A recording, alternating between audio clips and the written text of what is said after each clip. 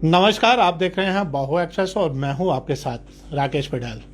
आज 5 अगस्त 2021 है और 5 अगस्त 2019 को भारतीय सरकार द्वारा दहा 370 और 35A को हटाया गया था। वहीं आज भारतीय जनता पार्टी जो है दफा 370 हटाने की दूसरी वर्षगांठ बना रही है। हमारे साथ अलग अलग पार्टीज़ के लोग हैं यहाँ पे और इस समय हम रामबन जिले के बटोत में मौजूद हैं और इनसे चर्चा करेंगे कितना अच्छा साबित हुआ 370 हटाना और 35A को हटाना।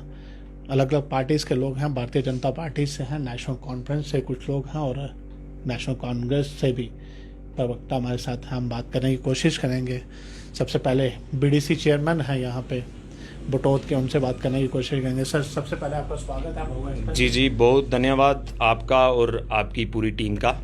सबसे पहले हमारे दर्शकों को एक बार अपना परिचय दे दें। जी, मैं Rajeshwar Kumar, VDC chairman block Batot व भारतीय जनता पार्टी जिला महामंत्री जिला रामबन।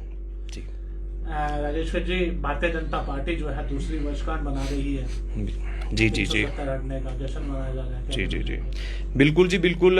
मैं धन्यवाद करूंगा हिंदुस्तान के तेजस्वी प्रधानमंत्री माननीय नरेंद्र भाई मोदी जी का, जिन्होंने एक बहुत बड़ा ऐतिहासिक फैसला लिया और आज जो है वन नेशन की जो यहाँ पर जम्मू कश्मीर में पिछले 70 साल से एक जो हवा बनाया गया था, जिसकी आड़ में 370 की आड़ में लेकर यहाँ की जो हमारी आवाम थी उनको काफ़ी सारे जो उनके राइट्स थे उनसे दबाया गया। तो आज मैं धन्यवाद करूंगा हिंदुस्तान की गवर्नमेंट का कि आज हम वन नेशन वन फ्लैग, हमारा जो जहां का जम्मू कश्मीर के अंदर जो दूसरा झंडा तिरंगे के साथ लगाया जाता था, आज वो जम्मू कश्मीर के अंदर खत्म हुआ है और जम्मू कश्मीर की नई शुरुआत आप देख रहे हैं। अगर डेवलपमेंट के कार्यों की हम बात करें तो मतलब इतनी लंबी लिस्ट है कि अगर टाइम होगा तो वो भी मैं विद इन मिनट्स मोटे मोटे तौर पर आपके आगे रखूंगा। पर ये जो बदलता हुआ जम्मू कश्मीर है, बहुत अच्छा इस समय डेवलपमेंट के कार्य जो है चल रहे हैं। जी बिल्कुल, भारतीय जनता पार्टी जो है अपनी उपलब्धियां आज के दिन गिना रही है। बदलता हुआ जम्मू कश्मीर कहा जा रहा है। हमारे साथ कांग्रेस के भी नेता हैं, सरदार साहब से बात करेंगे। क्या वाकई में जम्मू कश्मीर बदल रहा है? सर, एक कोर्ट के लिए इंट्रोडक्शन दे दें। मैं Janak Singh, block president Congress, Indian National Congress Batote. तो ये बताएं कि इन्होंने कहा, भारतीय जनता पार्टी का कहना है कि जम्मू कश्मीर एक नई राह पर है, नई तरक्की पे है, बदल रहा है। वाकई में जम्मू कश्मीर बदल रहा है? वैसे हमें देखने में तो कुछ नहीं मिला है कि बदल रहा है, डेवलपमेंट हो रही है। हिंदुस्तान के लोगों ने भारतीय जनता पार्टी को वोट दिए, इसमें कोई शक नहीं है। गवर्नमेंट बनी, लेकिन गवर्नमेंट जब बनती है तो गवर्नमेंट का कुछ पार्टी का मैनिफेस्टो होता है, तो वो मैनिफेस्टो जो इन्होंने किया था उस पर ये पूरे नहीं उतरे हैं, जिससे कि हमें ज़मीनी सतह पर जो हमें कोई डेवलपमेंट जम्मू कश्मीर में दिखाई नहीं दे रही है। फंड्स आते हैं, चाहे BDC के ये चेयरमैन हैं, फंड्स आ रहे हैं, टेंडर नहीं हो रहे हैं, साल गुजर जाएगा तो वो पैसा जो है वो फिर लैप्स हो जाएगा। BDC चेयरमैन भी इधर है, क्या वाकई में फंड्स आ रहे हैं? बिल्कुल नहीं, मैं इनकी इस बात से बिल्कुल सहमत नहीं हूं। मैं फिर से एक बार आभार व्यक्त करूंगा हिंदुस्तान की भारत सरकार का, जिन्होंने 70 साल तक इन लोगों ने पंचायती राज इंस्टीट्यूशन को जम्मू कश्मीर के अंदर लागू नहीं होने दिया। क्यों नहीं लागू होने दिया? क्योंकि ये वो ही 2-3 परिवारों के पास अपनी पावर को रखना चाहते थे। इन्होंने सरपंचीज को, पंचीज को आज तक मजबूत नहीं किया। पहली बार हिंदुस्तान के बीच जम्मू कश्मीर के अंदर पंचायती राज इंस्टीट्यूशन जो है वो लागू हुआ है।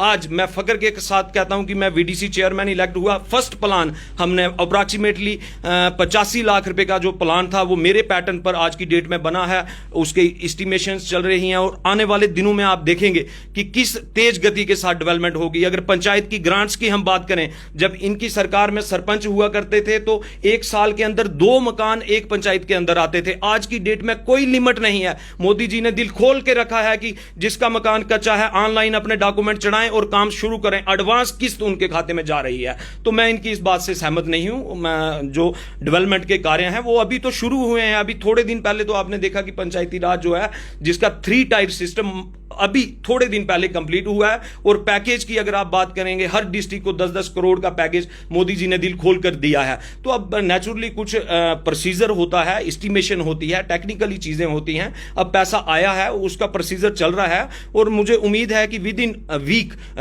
डिपार्टमेंट उनके टेंडर जो है वो लगाने जा रहा है। जी बिल्कुल, 3 टायर सिस्टम तो भारतीय जनता पार्टी ने लागू किया है, लेकिन कहीं ना कहीं अगर हम सरपंचों की बात करें, पंचों की बात करें, अभी तक मनरेगा का पैसा नहीं निकल पाया। क्या कहना चाहेंगे? जी देखें, इसमें ये है कि कई जगह पर कोई टेक्निकल प्रॉब्लम्स भी हो सकती हैं, पर अगर मैं अपने ब्लॉक की बात करूं, जब से मैं इलेक्ट हुआ हूं, जैसे ही हमारा काम कंप्लीट होता है, हमने ब्लॉक के अंदर एक रूल्स बनाया है कि विद इन इतने डेज के अंदर उस काम की जो है पेमेंट की जाए। और डीडी पावर आज की डेट में जैसे हमारा 15 FC है, PRI ग्रांट्स है, तो सीधा सरपंच के पास है, सरपंच ने उस पेमेंट को करना है। कोई पुराने टाइम में ऐसा हो जो 2017-18 जो पेंडिंग जो है मनरेगा की पेमेंट कब तक मिल जाएगी? देखें, जो पुरानी लाइबिलिटी है, आप जानते हैं कि ये पूरी स्टेट का इशू है। पूरी स्टेट के अंदर कुछ ऐसे पुराने टाइम की, वो भी गवर्नमेंटों की, उनकी अपने पर्सनल इंटरेस्ट, अपने वर्कर को कमोडेट करने के लिए विदाउट एस्टिमेशन या विदाउट पूरे डॉक्यूमेंट कार्रवाई होने के बिना उन्होंने ऑर्डर कर दिया जी काम करवा दीजिए, जिसके कारण उनकी लाइबिलिटीज जो है वो पेंडिंग है। पर हम भी कोशिश कर रहे हैं कि अगर किसी ने काम किया है, ग्राउंड पर दिख रहा है, तो उसको पेमेंट होनी चाहिए। सिंह साहब कुछ कहना चाह रहे थे? जो आज आप टीवी नहीं देख रहे हैं, शायद ये रात को ही ठेकेदार वो कश्मीर में और जम्मू में प्रोटेस्ट कर रहे थे कि हमने काम किया है, इस कोविड के दौरान काम किया है और कई मतलब जगह पर हमने काम किया है जिसकी पेमेंट आज तक नहीं हुई है, और हमारा जो हमारे पास माया सरमाया था वो हमने लगा दिया है, अब हम और काम करने के काबिल नहीं है, तो उनकी पेमेंट नहीं हो रही है। ये देखना चाहिए गवर्नमेंट ने कि भाई इनकी पेमेंट, इन्होंने काम किया तो इनको पेमेंट दी जाए, तो नहीं तो ठेकेदार गरीब जो छोटा ठेकेदार है वो तो ख़त्म हो जाएगा, उसको पेमेंट नहीं मिलेगी। जिस तरह यहाँ रोड का काम चल रहा है, दूसरे काम चल रहा है, ठेकेदारों को पेमेंट नहीं मिल रही है। गाँव में मनरेगा का आपने कहा कि मनरेगा की तकरीबन हज़ारों लोगों की, लाखों लोगों की जो पेमेंट है अभी बकाया है। अब क्या ये 10 साल उसको वो देखते ही रहेंगे चाहे ये काम हुआ है या नहीं हुआ है, जायज़ हुआ है या ठीक हुआ है? उनको तो पेमेंट मिलनी चाहिए। एक चीज़ है, 3 टायर सिस्टम तो लाया है बीजेपी ने। 3 टायर सिस्टम लाया है ना, हाँ सिस्टम आया है, ये इसमें मानने की बात, सिस्टम आया है, कागजों में सिस्टम आ गया है, मेंबर बन गए हैं, सब कुछ हो गया है, लेकिन डेवलपमेंट नहीं हो रही है, तो सिस्टम को क्या करना है हमने? सिस्टम से लाने के तो नहीं होता है, गवर्नमेंट आती है, गवर्नमेंट बनती है, गवर्नमेंट चलती है, गवर्नमेंट का देखा जाता है कि ज़मीनी सतह पर डेवलपमेंट हो रही है या नहीं हो रही है। ज़मीनी सतह पर नहीं हो रही है तो सिस्टम को क्या करना है? जी बिल्कुल, हमारे साथ प्रवक्ता है नेशनल कॉन्फ्रेंस के, इनके साथ भी बात करने की कोशिश करेंगे। सर, एक और के लिए इंट्रोडक्शन दे दें और ये बताएं कि क्या कहना चाहती है नेशनल कॉन्फ्रेंस आज के दिन? मैं Arif Mir, district secretary national conference Raman, आपका मैं बहुत बहुत शुक्रगुजार हूँ आपकी मीडिया का कि आज के दिन में अगर आप ये कवरिंग कर रहे हैं तो ये लोगों के लिए बहुत बड़ा मैसेज है, क्योंकि लोगों की कुछ आवाज़ है। अगर 2019 5 अगस्त को कुछ फैसला सेंट्रल गवर्नमेंट ने लिया तो आज 2 साल होने जा रहे हैं उस पर, तो उसमें हम डिबेट ये हो रही है, मीडिया बैठ के या लोगों के इंटरव्यू ले रही हैं या पॉलिटिकल लोगों के इंटरव्यू ले रहे हैं, क्या इसका पॉजिटिव रिजल्ट क्या है या नेगेटिव क्या है। तो मुझे लग रहा है 5 अगस्त 2019 और 5 अगस्त 2021 2 साल हो गए, तो 2 साल के अंदर जो सबसे बड़ा नुकसान जम्मू कश्मीर को, ये जो एक्ट टूटा 370 और 35 से, और स्पेशल स्टेटस जो था हमारी स्टेट का दर्जा, वो ख़त्म करने से हमें ज़्यादा नुकसानात हुए। इससे आज उसकी आवाज़ जम्मू से उठ रही है, ये आवाज़ कश्मीर से आनी चाहिए थी, क्योंकि ये सारा चीज़ ये कश्मीर के खाते में डाला गया था, लेकिन आज कश्मीर में इसकी आवाज़ इतनी बुलंद नहीं हो रही है जितनी जम्मू में हो रही है। इसका मतलब कि सबसे ज़्यादा नुकसान जम्मू से हो रहा है। क्यों हो रहा है? एक चीज़ पूछना चाहूँगा, ठीक है आप मानते हैं कि जम्मू से आवाज़ उठ रही है, लेकिन 2 सवाल करना चाहूँगा। एक तो पत्थरबाजों की अगर बात करें, आए दिन जो है कश्मीर के युवा जो है पत्थरबाजी करते थे, उसमें काफ़ी गिरावट आई है। आतंकवाद की अगर बात करें, आतंकवाद में भी काफ़ी गिरावट आई है। आए दिन कश्मीर में इनकाउंटर हो रहे हैं, आतंकवाद का सफाया किया जा रहा है, क्या बदलाव नहीं आया? देखो, ये मिलिटेंसी जो है ये 30 से 35 साल से मिलिटेंसी चल रही है, और यहाँ सेकुलर गवर्नमेंटें भी रही, उन्होंने भी मिलिटेंसी को कंट्रोल किया। उन्होंने भी जब ये मिलिटेंसी आई तो बड़ी पीक पे मिलिटेंसी थी, और एक वक्त आया जब फारूक साहब ने 1996 में जब बागडोर संभाला तो उस वक्त हालात ऐसे थे, कोई रोडें नहीं थी, कोई पुल नहीं थे, कोई स्कूल नहीं था। उस वक्त वो मिलिटेंसी इतनी थी कि एक आदमी अपने घर से दूसरे घर तक जाने के लिए डरता था। वो 96 का दौर था। आज 2021 है, इसमें बड़ी चेंजिंग आई है। बीजेपी तो 2014 के बाद आई है, बीजेपी 2014 के बाद आई है। उससे पहले जो सरकारें रही उनका भी बहुत बड़ा रोल है मिलिटेंसी को कंट्रोल करने के लिए। उन्होंने भी बड़ा कुछ किया है, उन्होंने मिलिटेंसी को पहले से ही ख़त्म किया है। अब ये है कि मिलिटेंसी इतनी जल्दी ख़त्म होने वाली नहीं है, उसको कंट्रोल करने चाहिए ये सरकार हो या उसके बाद की आने वाली सरकार, उनको ये फेस करना है। लेकिन इसके लिए हम सेंट्रल गवर्नमेंट का भी हम शुक्रगुजार हैं कि अगर वो मिलिटेंसी को कंट्रोल कर रहे हैं तो ये होना चाहिए, क्योंकि जम्मू कश्मीर और हिंदुस्तान के अंदर ये जमहूरी मुल्क है। यहाँ किसी चीज़ को कोई स्पेस नहीं मिलनी चाहिए। यहाँ जो भी बात हो जमहूरियत के हिसाब से बात हो, बंदूक के जोर पे बात नहीं होती है। जो भी बात होनी चाहिए बातचीत से हर चीज़ का रास्ता निकलता है। तो हम जमहूरियत को तरजीह देते हैं। हम कहते हैं जब भी बात करनी है तो जमहूरियत के साथ। आज जम्मू कश्मीर यूटी में अगर 24 जून को अगर नरेंद्र भाई मोदी साहब जो हमारे प्राइम मिनिस्टर हैं उन्होंने ऑल पार्टी मीटिंग की बुलाई तो हम उसका वेलकम करते हैं, हम वेलकम करते हैं। लेकिन वो मीटिंग 1.5 महीना हो गया, उसका आउटपुट अभी तक नहीं निकला कि उन्होंने क्या उस 24 तारीख को क्या ऐसे फैसले लिए जिसके आने वाले दिनों में कोई उसका जम्मू कश्मीर को राहत मिलेगी। इन्होंने जो कानून बनाया 2019 में जब सेंटर अपना कानून बनाता है, क्योंकि ये स्टेट नहीं है यूटी है, तो यहाँ कानून सेंटर का चलता है। तो आज 2 साल में एक भी कानून इनका लागू नहीं हुआ। मैं जिसकी मिसाल देता हूँ, मैं मेरे सामने जो आ रहा है, जो इन्होंने लैंड एक्ट बनाए, आज तक इन्होंने कहा कि हम बाहर के लोगों को ज़मीन लेके देंगे, बाहर के लोग यहाँ आएंगे। क्या ये बीजेपी वाले जो हमारे बैठे हैं भाई साहब या जम्मू कश्मीर के अंदर ये सेंटर के लोग, ये हमें एक भी लिस्ट बता दें कि दिल्ली से, हरियाणा से, पंजाब से, जम्मू में कितने लोगों ने ज़मीन खरीदी, कश्मीर में कितने लोगों को ज़मीन मिली। हम इसका एक मुखालफत नहीं है कि जम्मू में कोई ज़मीन नहीं खरीदे, कश्मीर में कोई ज़मीन नहीं खरीदे, लेकिन इनको हिमाचल की तरफ भी देखना है, इन्होंने असम की तरफ भी देखना है। अगर इन्होंने वहाँ कानून बनाए हैं तो इसलिए बनाए कि वहाँ गरीबी की सतह बहुत नीचे है। हमें कोई प्रॉब्लम नहीं है कि यहाँ कोई नौकरी करे आके, लेकिन हम लोग इतने पिसे हुए लोग हैं कि हम दिल्ली के साथ मुकाबला नहीं कर सकते हैं, हम यूपी के साथ मुकाबला नहीं कर सकते हैं। तो अगर महाराजा के टाइम, अगर डोगरा के टाइम उस वक्त था, राज था, तो उस वक्त ऐसे कानून लोगों के लिए बनाए गए थे। 370 कोई हुआ नहीं है कि जिससे आने से किसी को खा जाएगा, ऐसा कुछ नहीं था। एक डिफेंस था कि ये नौकरियों को, हमारे बच्चों को रोजगार के लिए डिफेंस था। हमारी जो ज़मीनें हैं या पहाड़ी एरिया हैं, यहाँ फसलें इतनी नहीं होती हैं, या एग्रीकल्चर लैंड इतनी नहीं है, जो भी है यहाँ के लोगों के पास है, तो इसलिए ऐसे कानून थे। वो मैदानी इलाके हैं, यूपी, दिल्ली, हरियाणा, पंजाब, वहाँ खेती बाड़ी वो चलती है। यहाँ टूरिज्म पे है सारा चीज़ें, यहाँ एग्रीकल्चर पे सारी कुछ बातें नहीं है। तो ये चीज़ें महाराजा के टाइम यहाँ रोजगार के लिए लगाई गई थी कि यहाँ के लोगों को ताउन मिले। तो इन्होंने 301 बीजेपी ने इसको एक इशू बना के अपनी पॉलिटिक्स करने के लिए इन्होंने एक 370 का इशू। लेकिन आज मुझे इस बात का एहसास हो रहा है कि सबसे ज़्यादा नुकसान जम्मू को हो रहा है 370 टूटने से, 35 से टूटने से। क्योंकि अगर इन्होंने एक और फैसला लिया, महाराजा के 144 साल पहले एक फैसला हुआ था दरबार मुंह का, 6 महीने यहाँ 6 महीने वहाँ। आज वो दरबार मुंह का इन्होंने कहा कश्मीर में अपना वहाँ रहेगा, जम्मू वाला अपना रहेगा। लेकिन आज भी उस दरबार का, मैं कल बैठा था, मार्केट में गया था, वहाँ भी कुछ लोगों को मेरा इंटरव्यू हुआ, वहाँ शॉपकीपर का जो इंटरव्यू हुआ, सब ने यही बोला कि इनका दरबार मुंह वाला जो फैसला है वो सबसे गलत है। जम्मू का बिजनेस टोटल कोलैप्स हो जाएगा, दरबार मुंह पे इनका बिजनेस है। क्योंकि कश्मीर में टूरिस्ट जाता है, गर्मियों में उनका 4 महीने या 6 महीने का सीजन लगता है, लेकिन जम्मू में दरबार मुंह पे सारा 6 महीने का बिजनेस था। आज वो खत्म जम्मू को कर रहे हैं। बड़ा अफसोस हो रहा है कि बीजेपी ने जो पॉलिसियां बनाई वो जम्मू को खत्म करने के लिए। इस बात का हम इस बात का प्रोटेस्ट करते हैं कि ये जो भी बीजेपी इस वक्त पॉलिसी बना रही है जम्मू के लिए, वो जम्मू को ज्यादा नुकसान कर रही है। तो इसके साथ साथ लैंड के लिए अगर इन्होंने यूटी का कानून बनाया है, लैंड एक्ट बनाया है, तो इन्होंने बोला 15 साल के बाद 4/8 जो जमीन है वो सेल हो सकती है।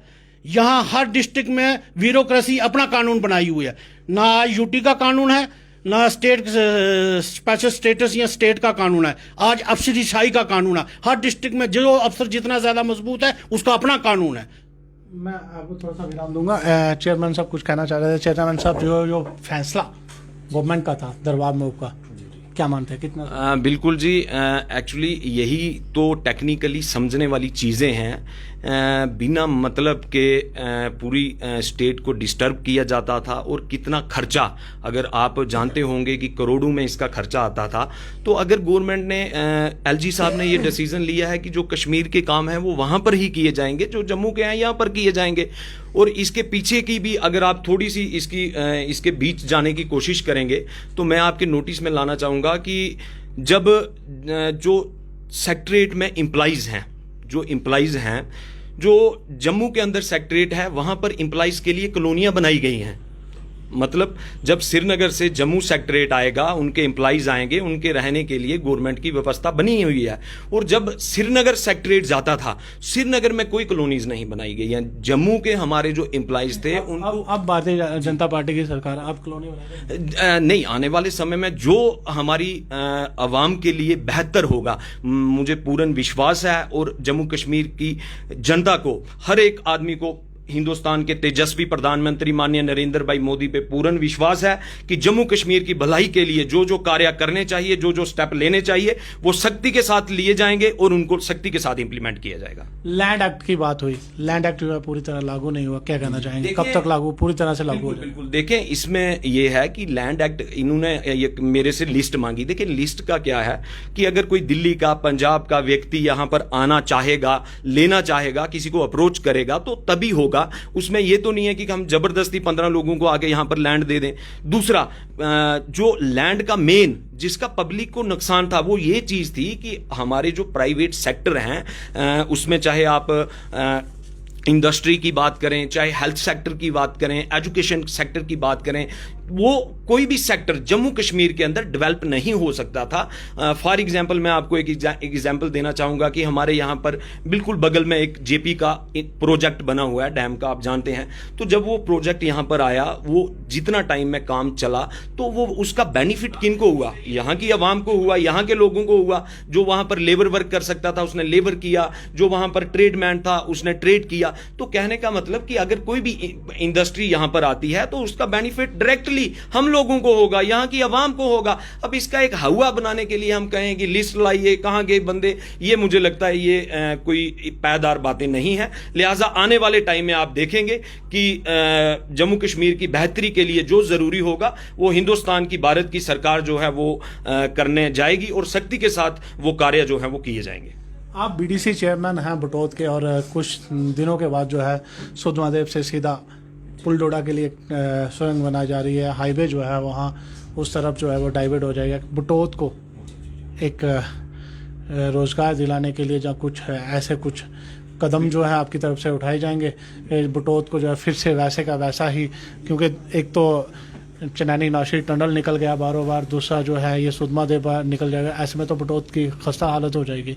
क्या कुछ नए प्लानिंग है बटौत को बचाने के लिए? देखें, इसमें मैं आपकी इस बात से एग्री करता हूं कि जो चनैनी नासिर टनल बना है, इसके कारण बटौत के अंदर जो हमारी, अगर आप चनैनी से शुरू करें, छोटी छोटी शॉप्स, टी स्टॉल, कोई टायर की दुकान, मैकेनिकल की दुकान, तो वो उन लोगों का रोजगार चलता था। जब चनैनी नासिर टनल बन गया तो यहां पर ट्रैफिक कम हुई और बेरोजगारी जो है वो बढ़ी है। पर उसके लिए हमने हाई अथॉरिटीज को अप्रोच किया है और वाकायदा उसके प्रोजेक्ट्स भी जो हैं वो बन रहे हैं। आने वाले आप जानते हैं कि हमारे बटौत के सराउंडिंग में पत्नीटॉप, सनासर, शिवगढ़ दार, टूरिज्म का इतना स्कोप है, नेचुरल ब्यूटी इतनी है, सिर्फ उनको थोड़ा सा प्रमोट करने की जरूरत है। तो हम टाइम टू टाइम जो है अपनी हाई अथॉरिटी के टच में हैं और आने वाले टाइम में टूरिज्म के लिहाज से हमारे एरिया को प्रमोट किया जाएगा और टूरिज्म के लिहाज से यहाँ पर रोजगार भी क्रिएट होंगे और हमारे जो लोग हैं उनको कामकाज भी मिलेगा।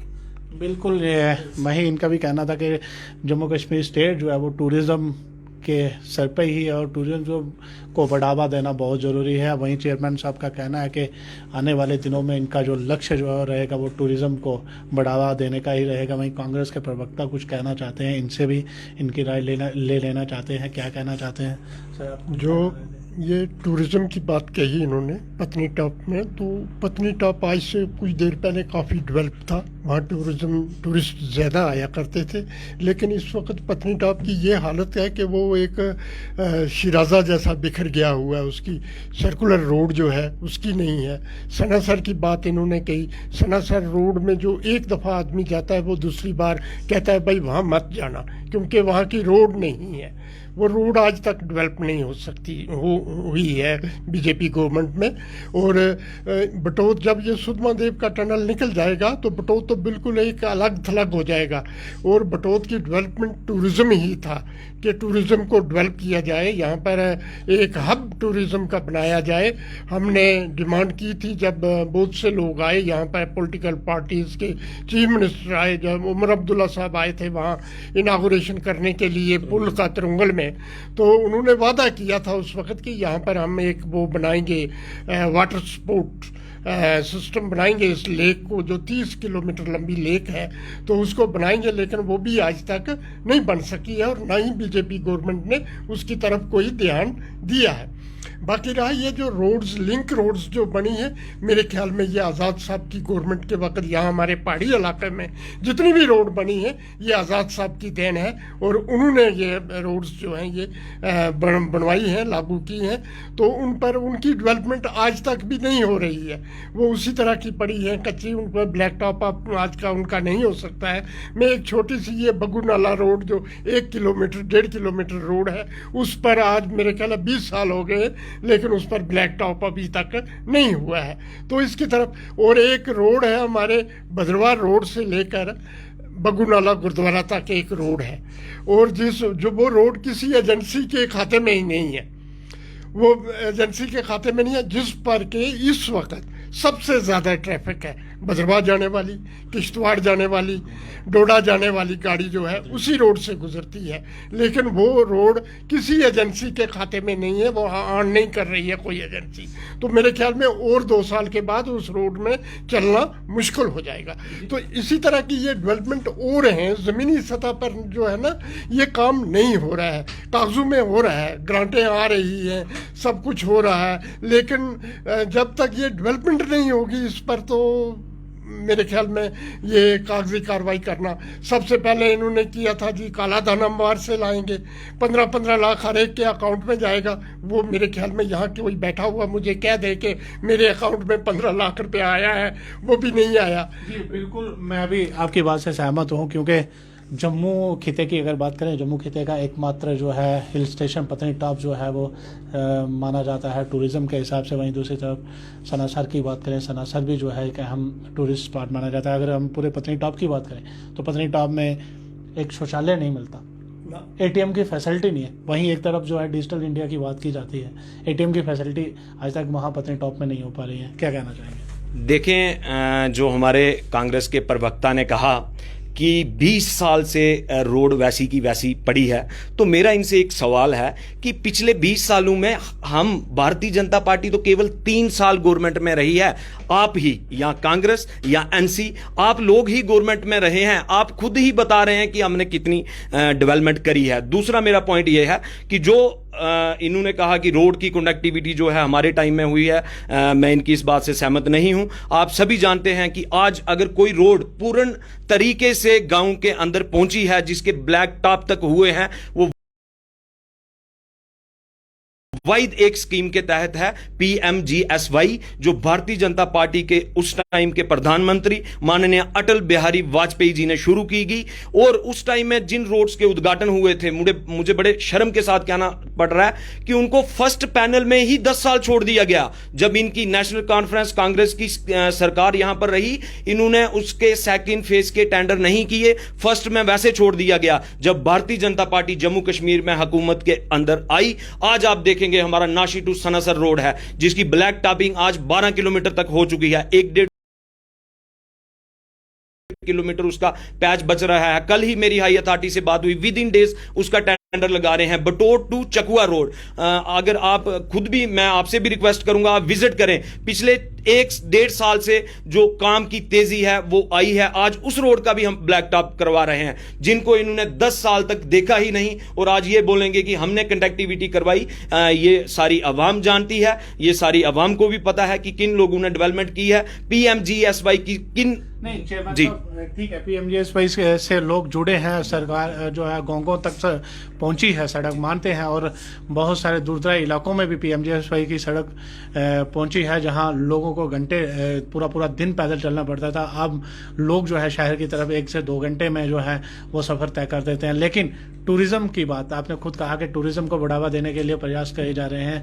पत्नीटॉप की मैंने बात की, एटीएम नहीं है वहाँ पे, शौचालय नहीं है, बाहरी राज्यों से जब सैलानी आते हैं वहाँ पे काफ़ी सारी दिक्कतों का सामना वहाँ करना पड़ता है। डिजिटल इंडिया की बात की जाती है, क्या कहना है? बिल्कुल, मैं आपकी बात से सहमत हूं कि हमारे जो टूरिस्ट प्लेसेस हैं वो जितने डेवलप होने चाहिए थे वो अभी तक नहीं हुए हैं, वहां पर कमियां हैं, हम एग्री कर रहे हैं। पर मैं आपसे यही भी जानना चाहूंगा कि उन कमियों का जिम्मेवार कौन है। 70 साल के अंदर हम तो केवल 3 साल जम्मू कश्मीर में सत्ता में रहे हैं, बाकी तो यही लोग सत्ता में रहे हैं। तो ये खुद ही अपनी उपलब्धि बताना चाहते हैं, पर वो मुझे जहां तक लगता है खुद ही अपना जो वीक पॉइंट है, जो इन्होंने कोई भी कार्य जो है अपने टाइम में नहीं किया है, ये खुद ही उसको प्रस्तुत कर रहे हैं। हम तो भारतीय जनता पार्टी तो केवल 3 साल रही है, और 3 साल के कार्य अगर आप पूछना चाहें तो इतनी लंबी लिस्ट मैं आपको बता दूंगा। बाकी ये खुद कह रहे हैं कि 70 साल से ही नहीं प्रमोट हुए, तो सामने जवाब है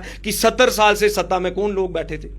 जी बिल्कुल, समय की कमी है थोड़ा सा, लेकिन बिल्कुल हम शॉर्ट में इन दोनों से प्रवक्ताओं से बात करने की कोशिश करेंगे क्योंकि समय जो है वो काफ़ी हो चुका है, लेकिन फिर भी इनकी बात जरूर सुनेंगे क्योंकि बहु एक्सप्रेस का हमेशा ये प्रयास रहता है कि हर किसी की आवाज़ सुनी जाए ताकि अपने व्यूअर्स तक पहुंचाई जाए। सरदार साहब क्या कहना चाहिए? सर, ये जम्मू से उधमपुर जो नेशनल हाईवे बना तो वो कांग्रेस टाइम में बना। ये नाशरी चनैनी टनल जो बना तो ये इनागुरेशन कांग्रेस गवर्नमेंट ने किया। ये पगलियार जो प्रोजेक्ट बना तो ये कांग्रेस गवर्नमेंट के वक्त आया। और ये जो बनियाल टनल जो रेलवे लाइन शुरू हुई तो ये कांग्रेस गवर्नमेंट की तरफ से आई। तो ये क्या ये डेवलपमेंट नहीं थी? ये क्या कांग्रेस ने डेवलपमेंट नहीं, ये कह रहे हैं उन्होंने कोई डेवलपमेंट नहीं की। तो ये सारी डेवलपमेंट जो है ये कांग्रेस गवर्नमेंट के वक्त हुई है, जितनी भी ये हुई है, टनल्स हैं, प्रोजेक्ट्स हैं, मनाल प्रोजेक्ट्स है, दूसरा उड़ी प्रोजेक्ट्स है, और ये जो शुरू किया था अपना जोजिला में टनल जो है स्कीम शुरू हुई है कांग्रेस के वक्त की शुरू। सरकारें आती हैं, काम उनका करना कर्तव्य होता है, वो तो पब्लिक की सेवा के लिए आती हैं, पब्लिक की खिदमत करने के लिए आती हैं। लेकिन वहीं नेशनल कॉन्फ्रेंस से भी सर फारूक साहब खुद कह गए थे कि झील बनाने के लिए, और कांग्रेस प्रवक्ता ने खुद कहा कि आज तक नहीं बनी। जब ये उमर साहब यहाँ के चीफ मिनिस्टर थे तो वो हम कोलिशन में थे, तो मास्टर जी भी वहीं थे, मैं भी वहीं था।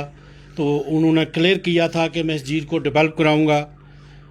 उन्होंने जब अनाउंस किया कि मैं इस झील को एज ए स्पोर्ट्स एक्टिविटी पे इस पे लाऊंगा फर्स्ट फेज पे, तो उन्होंने अपना वादा पूरा किया। आज जाके आप निकालो, स्टेट गवर्नमेंट के अंदर 250 करोड़ का वो प्रोजेक्ट 6 साल से पड़ा हुआ है। 2014 से उसको प्रोजेक्ट को बनाया गया है, 250 करोड़ जो उसमें रखा गया था उस प्लान में। उसके बाद उमर साहब की सरकार नहीं लगी थी, उसके बाद इन्होंने उस पे क्या एक्सरसाइज की। ये कहते हैं कि टूरिज्म को हम बढ़ावा दे रहे हैं, बड़ा कुछ कर रहे हैं। मैं सीधी पत्नीटॉप की बात करता हूँ। पत्नीटॉप के साथ बटोत लगता है, बटोत पे इतनी पाबंदियां हैं, हमारे हर गाँव पे पाबंदियां पीडीए की। वहाँ इन्होंने तो मुलाजमत देनी नहीं है, रोजगार, नौजवान अपना रोजगार अपने घर से स्टार्ट करना चाहता है, वो गेस्ट हाउस बनाना चाहता है, वो अपनी शॉप्स बनाना चाहता है, वो अपने होटल बनाना चाहता है, वो टूरिज्म के रिलेटेड कुछ अलग से कुछ करना चाहता है, जिसके लिए गवर्नमेंट कुछ स्कीमें रखी हुई थी। लेकिन आज ये हो रहा है कि उस स्कीमों को लागू करने के लिए 5 साल के लिए अग्रीमेंट करना पड़ता है। लैंड का अग्रीमेंट होता है, किसी से शॉप लेनी है, किसी से होटल लेना है रेंट पे, उसका 5 साल का अग्रीमेंट होता है, वो नहीं हो रहा है। जमीन जो 15 साल हमने जो कानून पहले बने हुए थे लैंड के, उसके तहत जमीनें सेल हो रही थी, ट्रांसफर हो रही थी, लोग बिजनेस कर रहे थे। आज जब 2019 के बाद जो इन्होंने कानून बनाया उसमें इन्होंने डिक्लेयर कर दिया कि 15 साल के बाद हर जमीन पे अलग से कानून, जैसे 4(8) का कानून था, 15 साल के बाद वो जमीन सेल हो सकती है। ये मुझे बताएं कि अगर सेंट्रल गवर्नमेंट की जो गाइडलाइन निकलती है यूटी की, उसका स्टेट गवर्नमेंट गवर्नमेंट में कोई रोल नहीं रहता, उसके बाद कोई आगे एक ऑर्डर नहीं निकलता है। लेकिन यहाँ की डिस्ट्रिक्ट एडमिनिस्ट्रेशन ये कहती है हम एक और सर्कुलर आना है, ये लोगों को बताया जाता है एक सर्कुलर आने दो, उसके बाद हम इस पे देखेंगे क्या करना। इसका मतलब सेंटर के कानून को आप नहीं मानते। ब्यूरोक्रेसी जो है वो अपना कानून बना के बैठी है। अगर यूटी का कानून बनता है तो वो सेंटर से बनता है, स्टेट को में। तो ये कितने साल लगेंगे इनको डेवलपमेंट करवाने के लिए। मुझे बहुत शर्म से कहना पड़ता है, ये हवाई घोड़े हैं, झूठे वादे हैं, लोगों को सिर्फ डिवाइडेड रूल की पॉलिसी से ये चला रहे हैं। लेकिन आज लोग समझ चुके हैं कि सबसे ज्यादा नुकसान जम्मू कश्मीर को हुआ है। जो कानून बने, जो सरकार ना आई, ये कहते हैं 3 साल हो गए हमें आए हुए, ये इनको ये नहीं पता है कि 7 साल से ज्यादा 8 साल होने लगे आपकी सेंटर की सरकार और स्टेट के सरकार भी आपके पास है। 8 साल होने लगे हैं, क्योंकि अगर गवर्नर है तो उसको कौन इस्तेमाल कर रहा है, वो सेंटर उनका कहना भी सही है, क्योंकि 3 टायर सिस्टम जो है वो पहली बार लागू हुआ है। वो तो बीडीसी है, वो तो सही में बोल रहे हैं कि 3 साल हुए हैं। नहीं, वो एज ए बीजेपी के कार्यकर्ता और जिम्मेवारी से जो बयान दे रहे हैं, as a block development council, हाँ, बीडीसी के जो चेयरमैन के तहत इनका जवाब नहीं मैं सुन रहा हूं, मैं एज ए डिस्ट्रिक्ट का जो एज ए बीजेपी प्रेजेंट कर रहे हैं वो कर रहे हैं। तो ये 8 साल में सरकार में है, तो 8 साल की सरकार में जितने भी आज यहाँ इनाग्रेशनें हो रही हैं, चाहे मोदी साहब कर रहे हैं या कोई दूसरा कर रहा है, गवर्नर साहब कर रहे हैं, वो सेंट्रल गवर्नमेंट की जो पहली सरकार थी या स्टेट की जो सरकारें थी उनके टाइम वो पॉलिसियां बनी, टनल, रोड, रेलवे, जो कॉलेज और जो यूनिवर्सिटी हैं, जो बड़े बड़े जो यहाँ सेंट्रल यूनिवर्सिटी जम्मू में, श्रीनगर में जितनी भी आईटीआई जो सिस्टम आया है वो सब पहली सरकार के टाइम से लॉन्च हुए हैं, उस टाइम से काम चल रहे हैं, खाली ये रिबन काट रहे हैं। चेयरमैन सब कुछ कहना चाह रहे हैं। बिल्कुल मैं इनकी इस बात से सहमत नहीं हूं। अगर आप देखेंगे तो मैंने ये कहा था कि जम्मू कश्मीर के अंदर भारतीय जनता पार्टी सिर्फ 3 साल सत्ता में रही है, आप सभी जानते हैं। तो मैं ये कहना चाहता हूं, इन्होंने कहा जी 7 साल से आप सत्ता में हैं, 7 साल से भारत की जो सरकार है उसमें है, और 370 हटने से पहले यहाँ की जो सिचुएशन थी या जो कानून थे वो सब आप जानते हैं। तो मेरा ये कहना है कि भारतीय जनता पार्टी ने सिर्फ 3 साल जम्मू कश्मीर के अंदर, वो भी कलूशन में रहे हैं, फिर भी डेवलपमेंट के जो कार्य हैं बहुत तेज गति के साथ किए हैं। अगर इनके 70 साल के कार्यों को आप देखें तो 3 साल के कार्य उससे बहुत आगे आपको दिखेंगे। मैंने एक ही इनको पहले तो इनको बताया कि जो पंचायती राज इंस्टीट्यूशन लागू किया गया, आपने क्यों नहीं किया 70 साल तक, इनके पास जवाब नहीं है। हाँ, ये जरूर कहेंगे नहीं हमारे हुआ, ऐसा हुआ वैसा हुआ, क्योंकि इनकी कांग्रेस और एनसी की पुराने टाइम से ये राजनीति रही है। हम लोगों को इन्होंने गुमराह किया है, गुमराह कर इन्होंने अपनी राजनीति की है।